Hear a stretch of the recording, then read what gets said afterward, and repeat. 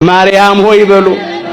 ስለዚህም እንወድሻለን ከፍ ከፍም እናደርግሻለን እውነተኛውን የጽድቅ መብልንና እውነተኛውን የሕይወት መጠጥ ወልደሽልናልና።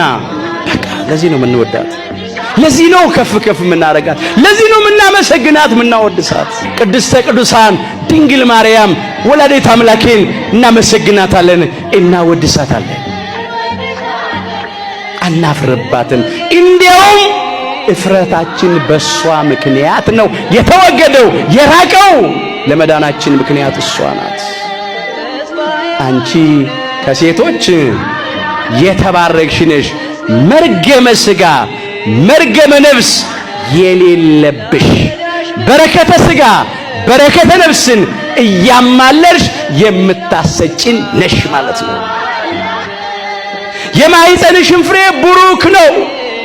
አዎ መርገመ ሥጋ መርገመ ነፍስ የሌለበት በረከተ ሥጋ በረከተ ነፍስን የሚያድለን የሚሰጠን ነው ማለት ነው። በተመሳሳይ ምስጋና ነው ቅድስት ኤልሳቤጥ ያመሰገነች። ሁለቱንም ለእመቤታችን የጸጋ ምስጋና ነው፣ ለጌታችን ደግሞ የባሕርይ አምላክ ነውና የሚገባውን ነው።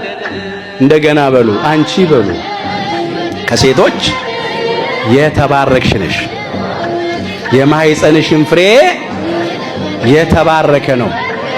እዛ የሉቃስ ወንጌል ምዕራፍ 1 ቁጥር 42 ላይ ተመዝግቧል። ሁለቱም እዚህ ላይ ስላለ ቅድስት ኤልሳቤጥ እመቤታችንን ማመሰገነች፣ ጌታችንን ማመሰገነች። የማኅፀንሽ ፍሬ ምንድነው? በማኅፀኗ ያለውን የዕለት ጽንስ አመሰገነች። እሱም ብቻ ነው ማመስገን፣ እሱም ብቻ ነው ማወደስ፣ እሱም ብቻ ነው እንዲህ ማለት የሚሉ ሰዎች አሉ። እንዴ መንፈስ ቅዱስ ይሄን አልነገረንም? ቅዱስ ገብርኤል ከእግዚአብሔር የተላከው ይሄን አልነገረንም? ቅዱስ ገብርኤል ከእግዚአብሔር ተልኮ ሲያወድሳት ሲያመሰግናት ነው የሰማነው። ከሱ የሰምተን የምናመሰግናት መንፈስ ቅዱስ አድሮባት ገልጦላት ቅድስት ኤልሳቤጥ ስታመሰግናት ስታወድሳት ሰምተን ነው የምናመሰግናት። እመቤታችን እናወድሳት። መንፈስ ቅዱስ ያደረበት የ6 ወሩ ጽንስ መጥምቀ መለኮት ቅዱስ ዮሐንስ ድምጿን ሰምቶ ደስ ብሎት ሲሰግድ ሲዘል አንብበን ነው ምናመሰግናት ምናወድሳት። ኦ ማርያም በእንተዝ ናፈከረኪ ወናበየኪ እስመ ወለድኪ ለነ መብልዐ ጽድቅ ዘበአማን ወስተ ሕይወት ዘበአማን አላት አባታችን አባ ሕርያቆስ በቅዳሴ ማርያም። እስቲ በሉ ማርያም ሆይ በሉ። ስለዚህም እንወድሻለን ከፍ ከፍም እናደርግሻለን እውነተኛውን የጽድቅ መብልንና እውነተኛውን የሕይወት መጠጥ ወልደሽልናልና። በቃ ለዚህ ነው የምንወዳት፣ ለዚህ ነው ከፍ ከፍ የምናረጋት፣ ለዚህ ነው የምናመሰግናት የምናወድሳት። በሷ ምክንያት ነው ዓለም የዳነው።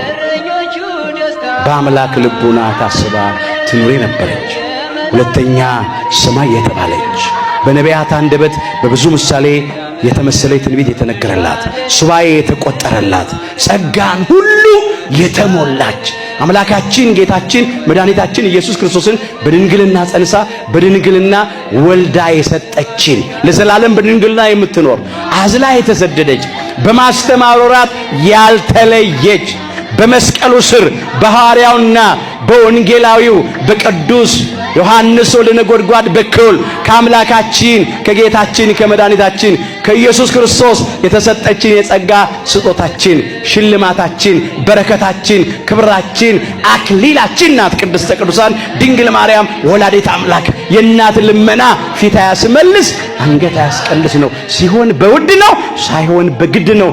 እሷን ይዘን የምናጣው ነገር የለም። ከፍጥረታት መካከል ቅድስተ ቅዱሳን ድንግል ማርያም ወላዲተ አምላክን መርጦ ለይቶ አክብሮ የሰጠን አምላካችን እግዚአብሔር ክብር ምስጋና ይግባው። እናታችን የእመቤታችን የቅድስተ ቅዱሳን የድንግል ማርያም የወላዲተ አምላክን ፍቅሯን በልቡናችን የምስጋናዋን ጣዕም በአንደበታችን ያሳድርብን። ቡርክት አንቲ እምአንስት አንቺ ከሴቶች የተባረክሽ ነሽ። የሉቃስ ወንጌል ምዕራፍ 1 ቁጥር 28 እና ቁጥር 42 የሁላችንን መጨረሻችንን አምላካችን እግዚአብሔር በቸርነቱ ያሳምርልን። ቆየ